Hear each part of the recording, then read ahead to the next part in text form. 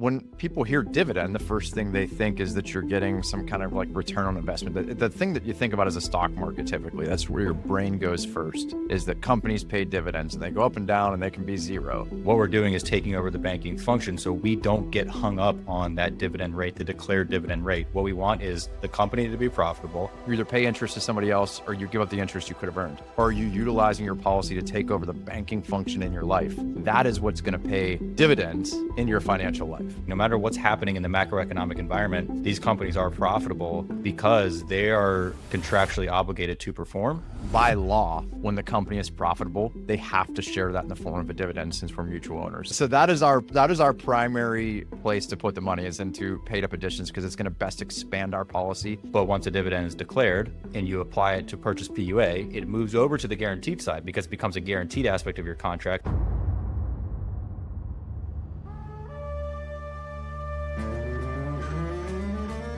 Hey, we're back for another episode of the Remnant Finance Podcast. What's up, Hans?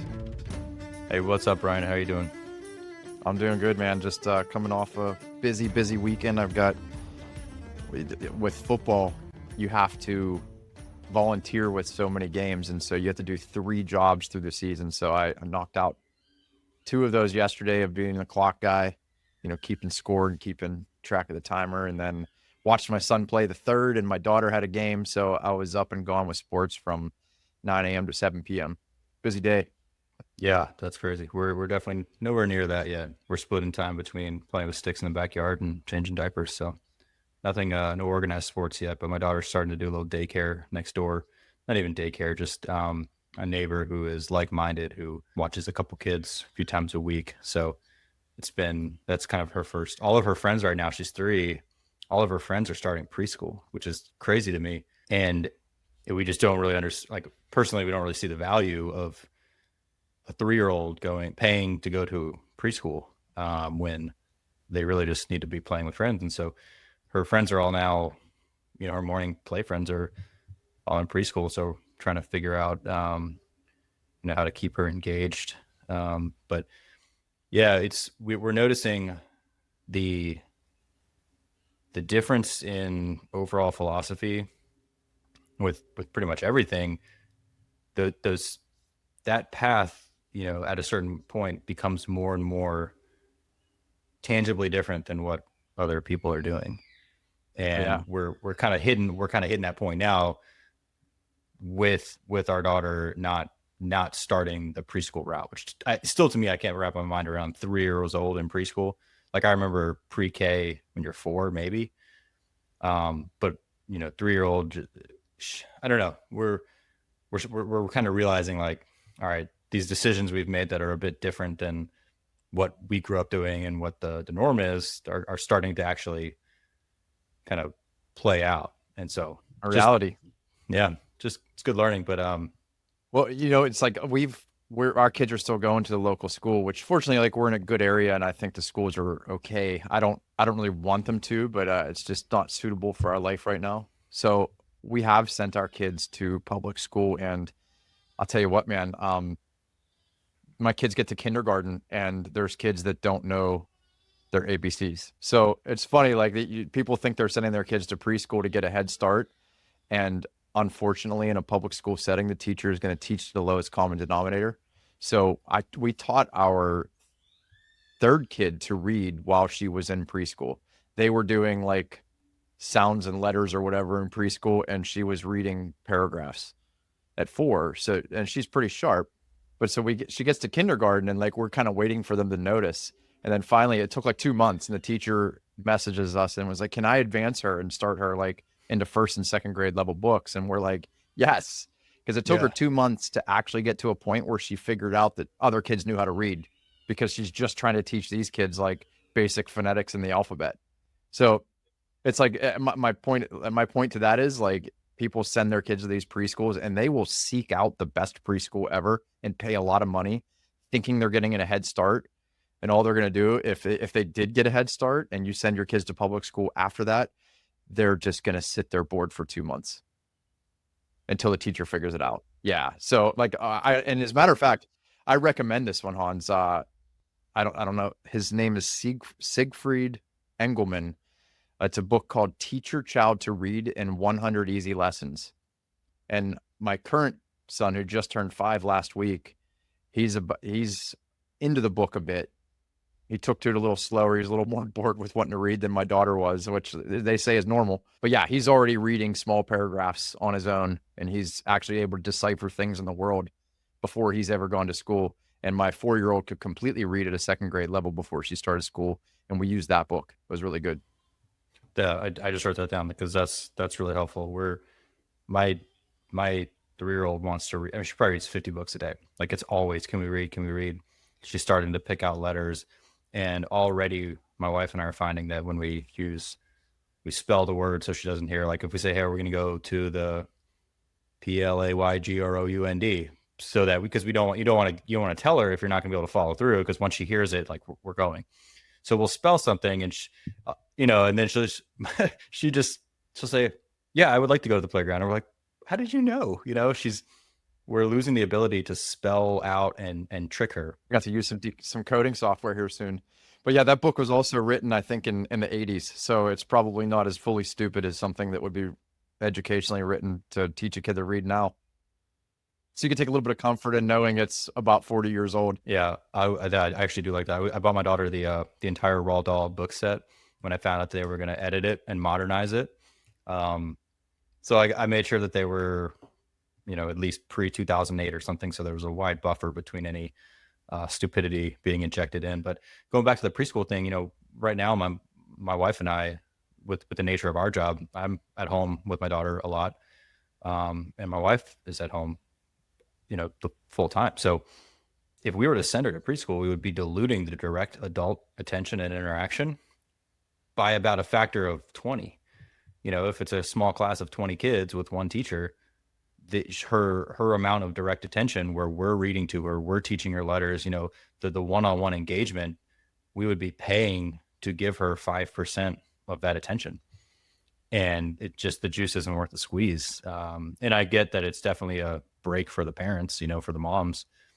Like it's kind of like a babysitter, and like I totally get that. You want a couple hours of sanity and normalcy. So that is a factor for sure, but that seems to be more of a factor than the actual learning aspect. I don't feel like they learn a ton. I do think that there's some good stuff with them hanging out with other kids and being around kids in an organized setting, because like my son is very social. He's like a little town mayor, my 5-year-old. So he loves that. Like he wants to be around kids as often as possible. And you could find other kids, but it's an organized way to do it. So there's a factor there. I don't know if it's a benefit or not, but it's a factor. I'll leave it at that. Because sometimes I think about like if the behavior of other children is what is considered socially acceptable, maybe I want my kids to not be socialized. I remember hearing that back when I was a public school teacher, and they'd be like, "Well, homeschool kids aren't socialized." And I'm like, if you saw the absolute stupid behavior of the average 14-year-old in a public school, like I'd rather my kids not be socialized, because these kids are just jackasses, half of them. Absolutely. You walk around walk around a middle school. Not that I walk around middle schools right now, but just picture your local picture your local middle school and imagine walking through there, and you're probably pretty close to your guess is probably pretty close to reality. I would assume. And yeah, that's not the socialization that I want for my daughter. And it's since I've become a parent and have interacted with kids, and again, my oldest is 3.5. So I'm not that experienced in it, but since my focus has shifted from whatever else I was doing to children now, I feel like I can notice right away when I meet a 5-year-old or a 6-year-old who's homeschooled or a 10-year-old who's homeschooled, and right away just know, because there's, in particular, I can think of one of my dad's former coworkers in San Antonio, has 3 boys. And I remember they came over to our house maybe 2 years ago when we were back home visiting my folks in Texas, and all 3 of them, maybe 5, 8, and 10, just came over, shook my hand, introduced themselves. Like I was just blown away, because I didn't do that as a 10-year-old or a 6-year-old, and that actually that experience was very, my daughter was probably 6 months at the time, but I remember just saying like, wow, that's different. And then since then I've noticed more and more. But anyways, we're not here to talk about homeschool, though we do like talking about, Well, there's a correlation. non-IBC things. Yeah. Yeah, we do. And there's a correlation because part of if you homeschool is you're taking ownership in what your child does, learns, and the profitability of what they bring into the world, much like the dividend, There you which go. is what we Yeah. plan to talk about today. Yeah. Second under the hood. Well, maybe third episode. Under the hood, we have a policy loan episode, and I'm not sure which one's going to be released first, but we covered the policy structure and building it out, in particular focus on the PUA premium, just for the people that want a more in-depth discussion of policy mechanics and what we're actually using for the process of infinite banking. So this under the hood episode is all about the dividend. So Brian, what is a dividend? Well, before that, I just want to say everybody talks about all the times anytime you read about IBC or you listen to anything else or you read any articles, it will always talk about you have the requirements to do infinite banking, and it's the same basic ones. You want to use a mutual insurer that pays dividends, has paid them for 100 years, et cetera, et cetera. And when people hear dividend, the first thing they think is that you're getting some kind of like return on investment. The thing that you think about is a stock market. Typically, that's where your brain goes first, is that companies pay dividends and they go up and down and they can be zero. And that part is true, that it can be zero. So the dividend is it's it's really just a benefit in ownership in the company. So only certain companies will not guaranteed will pay dividends.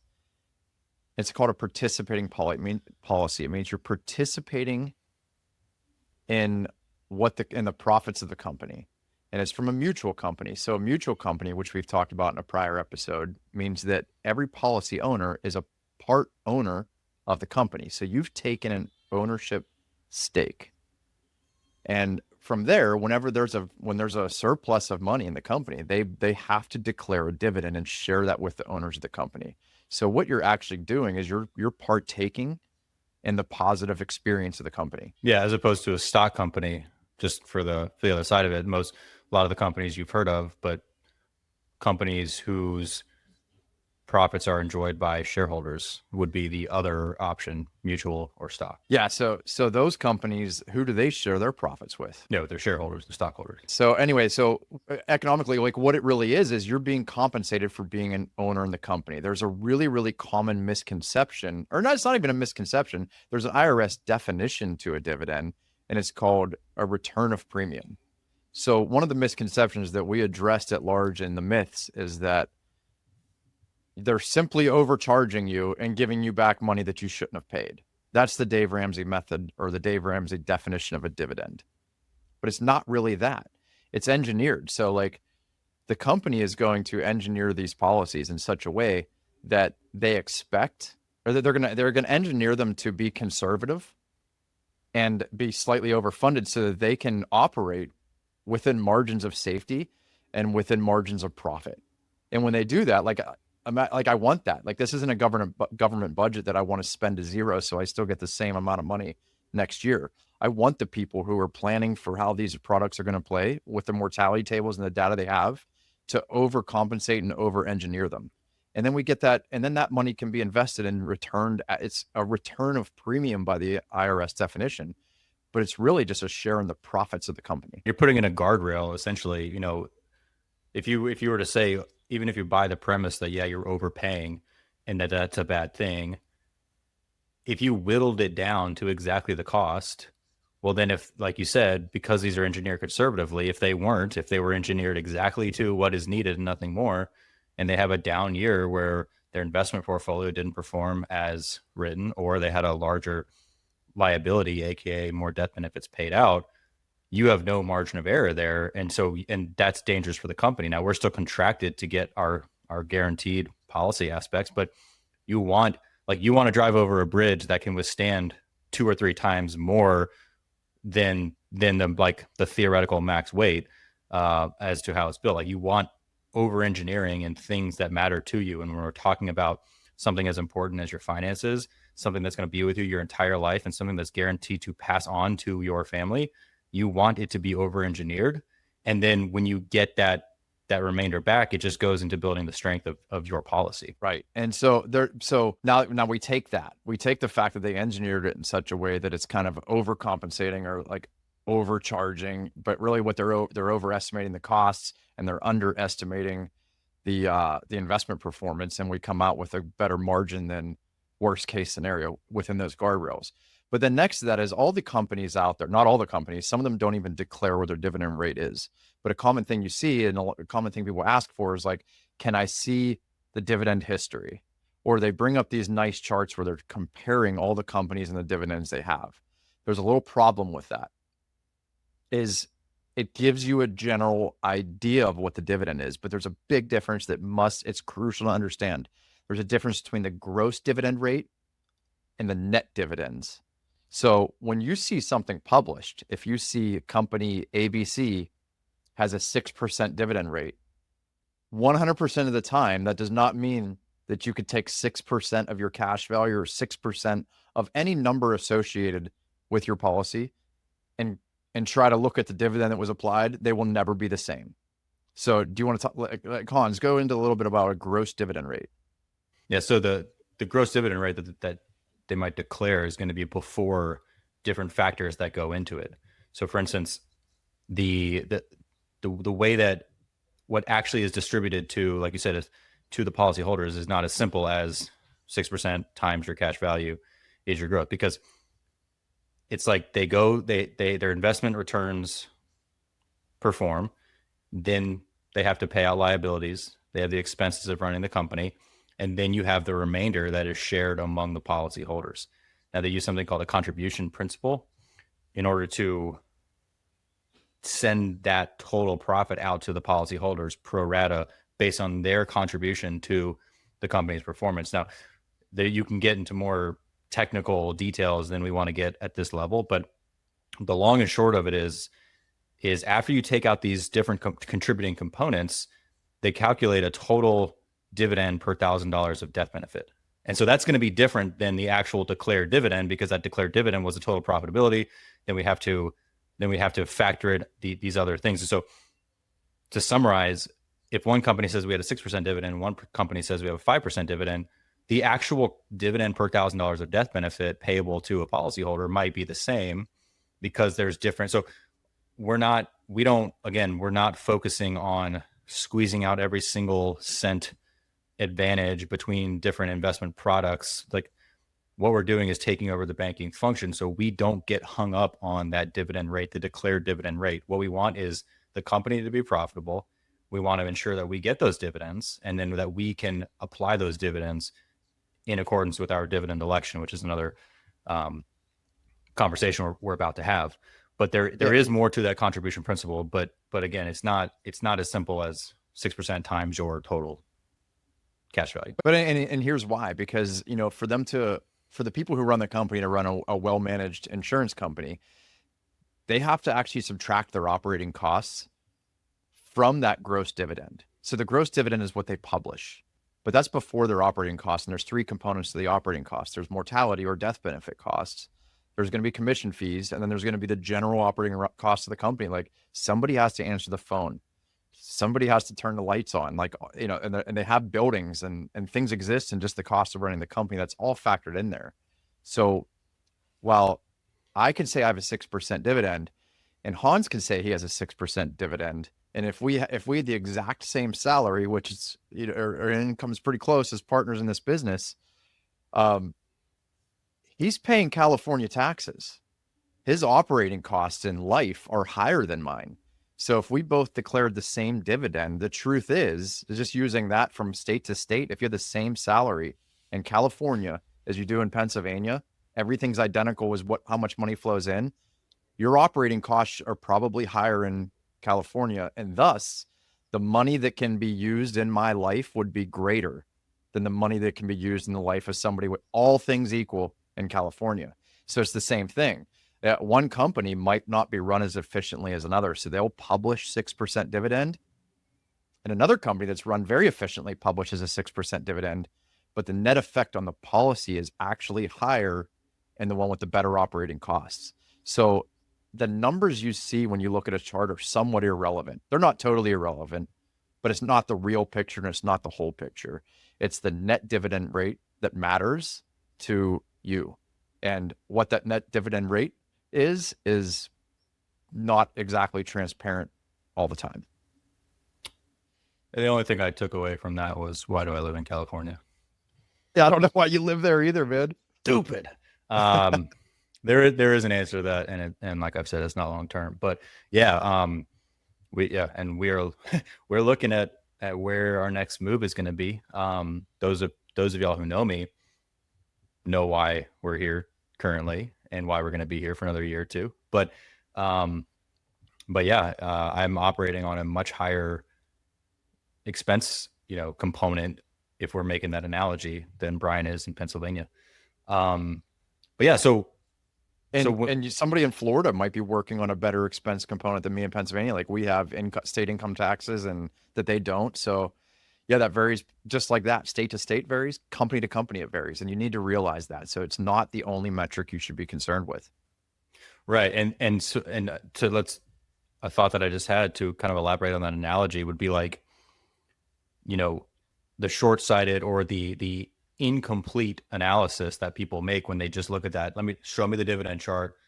This company had a higher dividend on average over the last 10 years. And this company, well, that would, to use your state by state analogy, it'd kind of be like, hey, look, why do we move to California? Because the average salary in California is $140,000 and the average salary in Pennsylvania is $98,000. So, let's go to California because we can make more money. It's like there is more to that discussion, and you have to look at more than just one metric. And this metric is, it's a very important aspect of IBC, of a mutual whole life. It's something that we spend a lot of time focusing on. So it's not unimportant, but what is not important is these small differences in declared dividend rates, because we don't actually get, like, even though we're working with the companies, like, we're not privy to all of those factors. Like, they don't tell us how they go from, here's our declared dividend, our gross dividend, our profit for the year, and then through the black box to get to, here's the total dividend per $1,000 of death benefit, and then how that's applied. Because again, not to go more into the weeds, but a policy that's been enforced for 40 years would have a different a different application than a brand new policy. And so there's just all that to summarize. It's not as simple as comparing gross dividends. Right. And one more point before we talk about how we can practically use the dividends or how we prefer to use it for IBC is that the dividends also vary based on what the guaranteed rate at the time of the policy is signed and put in place. So some companies, like there's a section in the IRS code called 7702, and that changed, was it 3 years ago now? 21. Like, was that January 21 or January 22? I'm drawing a blank. Regardless, it doesn't matter. But they gave the companies some variation of what they have to set for the guaranteed interest rate. So a company that has a lower guaranteed interest rate, that's part of the operating costs of the company and part of how it's determined. So they have a lower operating cost than the guaranteed interest rate they have to pay on these policies. Thus, they have more of that surplus to declare as a dividend.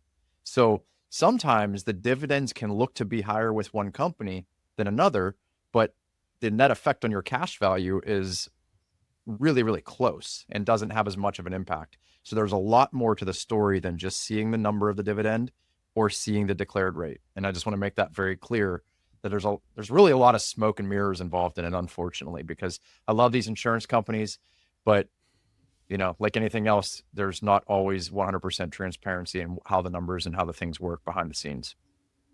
Yeah, and of course you want to, if you're the company, you want to. We have the highest dividend in the industry or whatever. Like, phenomenal marketing. Yeah, yeah, you want to market your attributes, just like California might say, hey, we have the highest average salary in the country. Well, okay, that is a data point, but it's not the whole story. It's not even.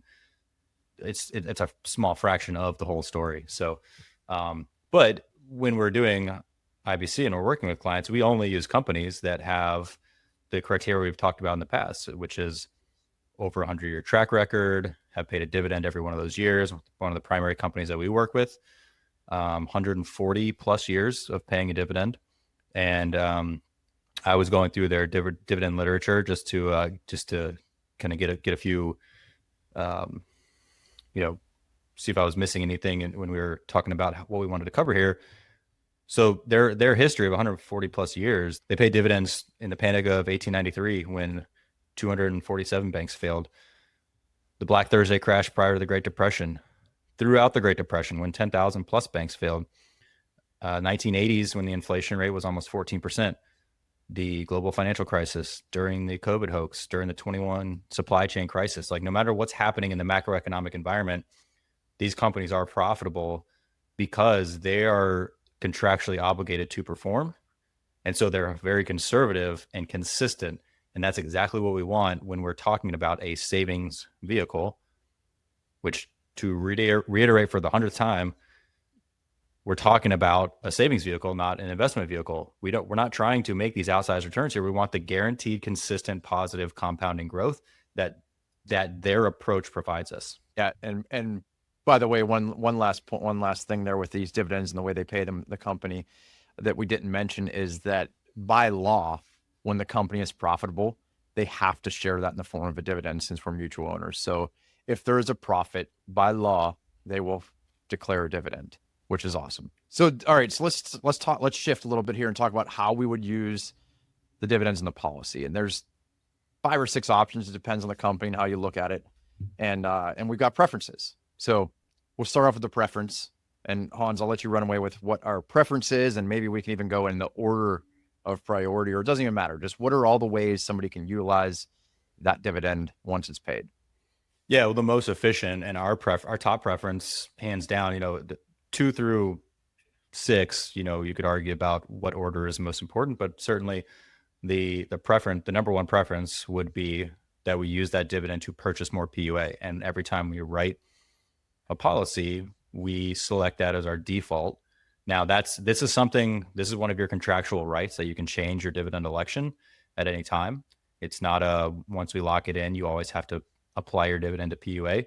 But that is the most optimal thing you can do because, again, if the policy is the most efficient place for your dollars to start before you go and do what you're going to do with them, then increasing the size of that policy is inherently the most optimal place for those dollars without any other, factors, any other assumptions made. So what we do is we take that dividend, we say, when that dividend is declared, purchase more paid up additional insurance for us, which translates directly to cash value. And so we're just expanding the size of not only our cash value, but because paid up additions is first purchasing death benefit and with no more payments, because of, if you remember the policy mechanics episode, under the hood we did, there's no more premium schedule for that death benefit. And therefore we have the cash value available, about 95% of that immediately today. That is the top preference. And that's our default.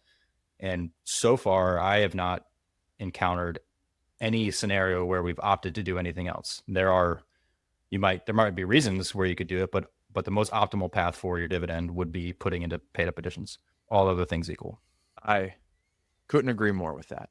And on top of that, one of the common questions that we often get asked is, will these dividends that are elected as a PUA affect what is known as the MEC limit, which we're going to talk about in a future episode. So we build these so that we can pay PUA premiums out of pocket, as discussed in one of the under the hood episodes, to go up to that MEC limit. And the MEC limit is called a modified endowment contract. It's IRS code.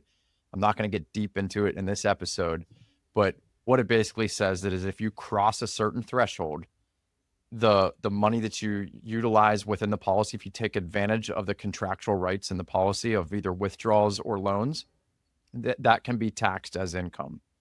The death benefit will always tax income, or will always transfer income tax free. But so we try to avoid that. And a common question is, will these dividends cause us to go over that? And because that MEC language in the actual IRS code is rather gray, the answer conceptually is no, but I haven't seen any absolute 100% positive proof that it won't. So the way that these are designed, we've created them so that they never can. And it's very unlikely it will, because it is classified as a return of premium, the dividend, and not as premium paid into the contract, as is a typical PUA from outside the contract that can contribute to the MEC line. Yeah, in a sense, if you think of, like, you've already paid that premium, So when you get a portion of it back and put it right back into dividends, it's like, well, or sorry, if you put the dividend right back into PUA, that you already paid that once in premium, contributing to your MEC line. And so it would make sense, I guess, that by reapplying it, you're just taking yourself back up to the threshold that you initially put into the contract. But again, it's kind of a, Just once again goes to show how retarded the IRS is. yep. Yep. Okay, so yeah, so that is our primary place to put the money, is into paid up additions, because it's going to best expand our policy, and it's going to do the most for our system and create the most efficiency long term. There's also a bunch of other options. You can ask the company to put it into an account, that an interest bearing account, and then you have to pay interest, or you have to pay taxes on that interest that's accrued in the account. So it doesn't seem like a smart idea to me. You could take it as cash, and that can be a good option, but after you get above the basis or the amount of premium you've paid throughout your entire life, that can become taxable once you get above that as income. You can use it to offset the premium. A lot of people choose to do this down the road, which is potentially a good option depending on what your income level is. And or maybe you just want to kind of step back and be like, I want this thing to take care of itself. So use part of it to pay the full premium, use part of it to buy PUAs. It's another good option. You can use it to repay loans that you've taken, or with some companies, you can even use it just to pay the interest on the loan. So that doesn't capitalize into the loan balance. So a lot of options. You're contractually obligated to do any one of them, and you can change it year to year. Yeah. And a good example, if you read Nelson Nash's second book, The Case for IBC, which you can find on our reading list, remnantfinance.com/reading list, there's a purchase link on there. He gives an example of how people, when he was telling people about this idea he had, this concept, he gave the example of people saying, well, there's no way this is tax free. He showed checks from a policy that was 40 years old at that point, maybe 50 years old. So he's getting these huge dividends, and he had been putting them into pay up additions, but as proof of concept, he would get those checks cashed. And so he would show, and there's pictures of the checks in the book. I put in I can't remember, was it like $60 annual premium or something crazy, because it was from the 1950s. And here's my check for $4,000 that they sent me. And so he's cashing these checks, and they're tax free, just to show proof of concept. And after 4, maybe 5 years, the company said, hey, we need your tax form, because it's going to start becoming taxable, because you have now taken out in cash more than you put into your policy, aka your cost basis. And he said, nope, I'll just go back, change it right back to dividends. But he did that as an example. But if you want a good walkthrough of that, and to a better thought exercise going through that is in The Case for IBC. I think that's actually in Warehouse of Wealth, his second book. Oh, is it Warehouse of Wealth? Okay. Yeah. Oh, so, okay. Probably, yeah. Yeah, That's The right. Case for IBC was the Carlos Lara and Bob Murphy book that Nelson was like the third co-author. So it was actually in Nelson Nash's Building Your Warehouse of Wealth, which is also in that same list that you referenced. Just to make sure you click the right one, which I suggest, as they are, but I suggest you read Building Your Warehouse of Wealth second to Becoming Your Own Banker. So in that order, and then Case for IBC is a pretty good third book to build the foundation. Anyhow, yeah, so that's all the places you can apply your dividend, man. And pretty cool to have all those options. And they're all annual options. Another thing I want to talk about, I've gotten this question a number of times, is every year at the end of the calendar year, the company is going to declare what their dividend is for the following calendar year. So there's a little bit of a timeline shift here for most people, unless you just happen to have a policy anniversary on January 1st. Is people will ask, like, well, how's my dividend applied? It's whenever your policy year ends, it's going to be based on whatever it was declared for that calendar year. So it's kind of like a projection forward for the next year. All the policies, as they lapse into the next policy year, or not lapse, as they turn over into the next policy year, they're going to have their dividend applied on the appropriate date. So if you started your policy April 20th on 4/20, then on 4/20, you're going to get a dividend based on whatever they declared back in December. Yep. So one major factor that is not a massive, but it's an argument that comes up a lot within the community, and you'll see on the boards online, or if you get on Reddit, is direct and non-direct recognition companies. And that really comes down to how they apply the dividends. And I want to do an entire episode on that. So let's just hit like the top 3 bullet points. Go ahead, Hans, and we'll just kind of just touch on it here today. Yeah, essentially, is your dividend impacted by having outstanding loans? With a non-direct recognition company, they don't recognize that you have outstanding loans when applying your dividend. With a direct recognition company, they would recognize that you have outstanding loans, and therefore, because that money was not part of the contribution to the investments, et cetera, therefore your share of the dividend is going to be reduced. And that at a surface level, that's the primary thing. Now, our primary companies that we like to work with happen to be non-direct recognition. I think that they can net out pretty close overall. It's more of a philosophical difference. Some people are very strong in one camp or the other, but I think that you can get down into the weeds, which we're not trying to do here, but long-term thinking, 50 years down the road, probably a wash, I think. But that is something to know. And it's certainly when you're using IBC for the way we talk about it, and if you are trying to take out loans to cash flow and get, acquire assets, et cetera, if you're doing that, you should know if those loans outstanding are going to impact your dividend. But at the end of the day, if the math turns out to be a wash down the road, which it might very well might be, it's not a make or break factor. No, and as a matter of fact, Todd Langford at Truth Concepts has shown this over and over, that if you look over the 30-year, the net difference is so negligible that it probably wasn't worth the brain cells you expended trying to determine which was better and why it was better, and spent time stressing about it. It really is almost a non-factor. The main point is that you have ownership in the company and that they do pay a dividend. And actually, I'm agnostic on it. I'd say we represent companies that do both, and I don't really think it makes a difference, and I don't get wrapped up in it personally. Some people do, and I'll also say that Todd Langford makes a pretty good point for why why direct recognition is more fair. And I want to talk about his stance on that whenever we have the next episode on this. He's got a pretty solid argument. It's worth thinking about for the people that really get wrapped up in direct and non-direct, and that conversation will probably go on for the next 20 years, and I'm not going to take part in them much more than the next episode. Yep. Agreed. Yeah, man. So let's as far as the dividends go, every illustration you see from a participating mutual company will have 2 columns. The column on the left will show the guaranteed values of what, if you do what you say you'll do, as far as paying, if you hold up your end of the contract and pay your premium, it's going to show what the guaranteed values are.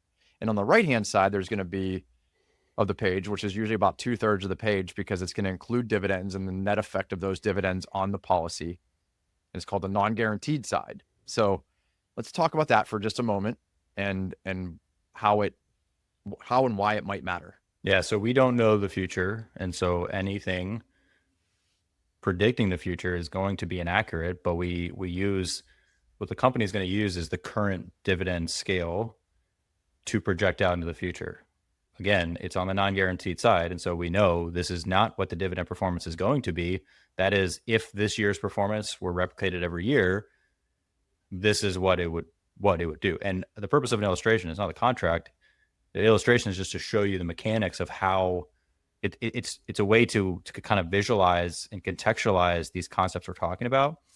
But again, it's not the contract itself. And they say that the second you hit print, it's worthless, because everything is going to change. But what doesn't change on the guaranteed side. That is, if the company never makes a dime of profit for the entirety of your contract, all the way till age 121, this is the guaranteed floor. On this side is if we do assume dividends, and again, companies have paid them for over 100 years. It's a safe assumption that there will continue to be dividends, just not at the exact numbers that we are showing. This is what it would be if we had a dividend. But once a dividend is declared and you apply it to purchase PUA, it moves over to the guaranteed side because it becomes a guaranteed aspect of your contract. So basically, every time a dividend is declared, you use it to purchase PUA, you are increasing that floor on the guaranteed side. And again, once your policy is enforced, you're probably never looking back at your illustration again, because it just works. You get your dividend, you apply it to purchase PUA, your policy contractually grows guaranteed. So I've never once looked back at my illustrations, and I don't think most people do, or there's really no reason to, but it's a way that we can differentiate. Here's your contractually guaranteed floor, and here is with assumed performance to continue ballpark to what it has been for 100 years. Yep, I have looked back just on fun, but it's important to notice while we're on this thing with the illustrations, I actually want to talk about this and why they can be good if you exercise your side of the contract exactly as it was illustrated. It can be a pretty good barometer of like how well the company is being run compared to what they were being run whenever you took it out, whenever you took out this policy. So there's potentially use for it, but in most cases, it is much like toilet paper, and that it's only good for a one-time use. But I want to point out that everything in there, the reason it's not necessarily good is because it's all based on your behavior. So the first thing that every illustration assumes is that you're paying an annual premium.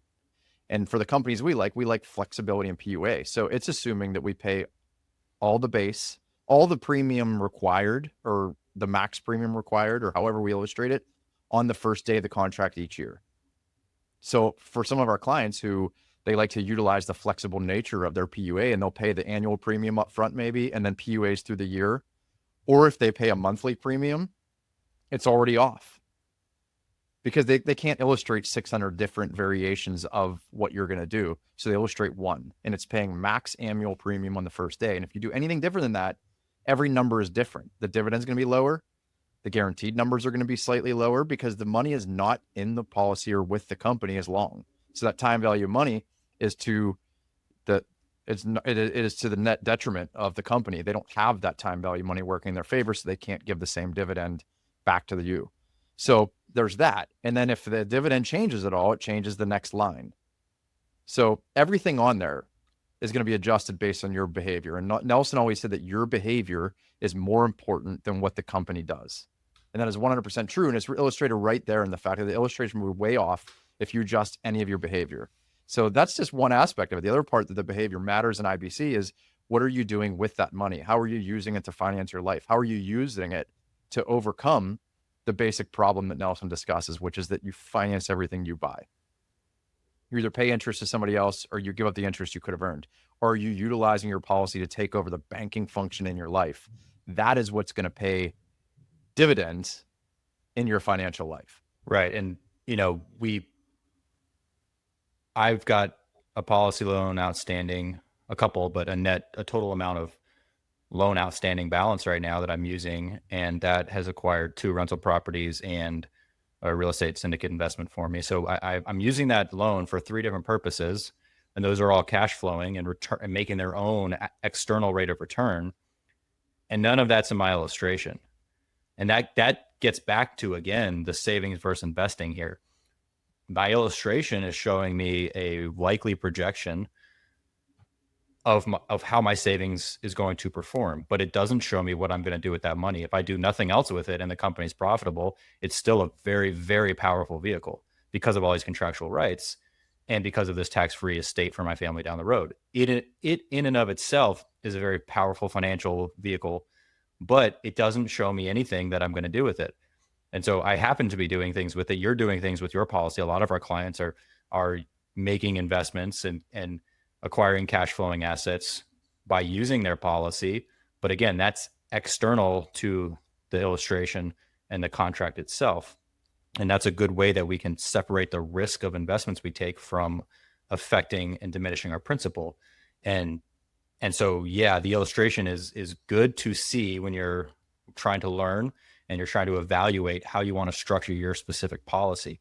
But it's not a prospectus. It's not a report card on the company. It's really just a way to visualize what's happening. And it is very helpful, but we have to keep it in its context that it is just what it is and nothing more. But the nature of how we are trained to think about investments, to think about money, we jump to this idea that, well, let me compare this illustration to what I could make in the market with this prospectus, this projection on the S&P, whatever. Like, it's always these bad comparisons, and it's missing the point that the most important thing, which is what we were trying to do, which is take over the banking function, plug up the holes where all this money is leaking out of our lives to financial institutions, and getting back to the principles we're talking about, not the rate of return. But if you do take that rate of return approach, you just have to remember that this is not a projection of the future, and it doesn't show what you're going to do externally with your policy. Yeah, and you can't also a final illustration. You've kind of alluded to it, but you can't illustrate outside things you do with your money. You can't illustrate the peace of mind of sitting on a pile of cash if you have an emergency, if you lose your income, if a whole number of things happen. You can't just last month I bid on and nearly got a cabin near a lake up in our house that I was going to get, and I was going to use my policy to get that. I knew that I had access to cash to take a policy loan and buy that cabin. I ended up losing out on the bidding war for that, unfortunately. But you can't illustrate the fact that I was able to find a place that was available. I wasn't looking. It kind of came across my lap, and I tried to jump on it and get it. And had I been able to get that, we would now have a lake house with memories being built with my children for the next 10 years, all because I had built capital in this saving systems of infinite banking. And you can't put a price on that, and I can't illustrate that. I can't illustrate what it's like to purchase, I'd call it a 401 cottage instead of a 401k. It's going to build family memories, and it's an asset, even though that thing wouldn't be producing cash flow. The 7 years ago me, 8 years ago me, if that cabin would have crossed my lap as an available purchase, and like I said, I wasn't looking, so it came to me. Somebody showed me it, and I was like, I want that. I'm going to try to get it. I would have just been like, that would be so cool. It would have been a dream 7 years ago, 8 years ago, before I knew what infinite banking was. But now I understand what it means to build capital. And I don't really care what's on the illustration because I have a pool of capital that would have allowed me, and it's going to allow me because now it's in my brain and I want a cabin by a lake. So ultimately here, when I find another good deal, I'm going to buy it, and all because I practice this concept of becoming your own banker and actually building, creating, and having access to capital on demand. Yeah, that's awesome. 401 cabin. That's a great rhetorical tool. And it puts in perspective what's actually important. The pile of money is useless beyond that it can be exchanged for something that actually provides value in your life. $1 million in 401k doesn't provide any value in your life other than what it can. But when you use it for that purpose, it's a one-way use of that savings. My family's not building any memories on my 401k or my TSP funds. They're not going to talk about that when they're 40. Do you remember when we used to go to the cabin and blah, blah, blah, blah, blah? Like, that doesn't exist in your 401k. And guess what? The value of that house would go up probably just as much as a 401k. So when I sell it later, I have memories and a pool of money. Yeah. It's just a different way of thinking about it. It's just getting out of the mindset of, I just need to maximize net worth by chasing rate of returns. It's getting out of that focus and into understanding guarantees and understanding what money is, keeping it in its proper context. And it's so powerful to start thinking this way, and then capital attracts opportunities. You're now in a situation where you are ready to make that purchase, and that the market could take a 50% haircut tomorrow, and you are in the exact same capitalized position as you were a month ago. In fact, even better, because guaranteed, since a month ago, your cash value has gone up. So it doesn't matter what the market does. You're ready to go when that right place that is going to provide those memories drops into your lap again. You are better capitalized than you were a month ago because the contractual nature and the guarantees that we build into our system when we start our dollars in our infinite banking policies. Anyway, yeah. So dividends, get them if you can, man. Yeah, they're good. They're good if you can get them, and I know how you can get them. Yep. Give us a call. remnantfinance.com/clarity call, or link in the show notes here. But yeah, it's it all comes back to capital, how you think about it, and how much access and control you have over it. Yeah, and I have dividends coming in my life, and which is nice. I got that going for me, which is nice. All right, man. I think we've said enough about illustrations and dividends, and I'm good. You good? Yep. All right. Peace, everybody. Stop being a passenger in your financial life. Grab that yoke, take control, be a beast. There you go. See ya.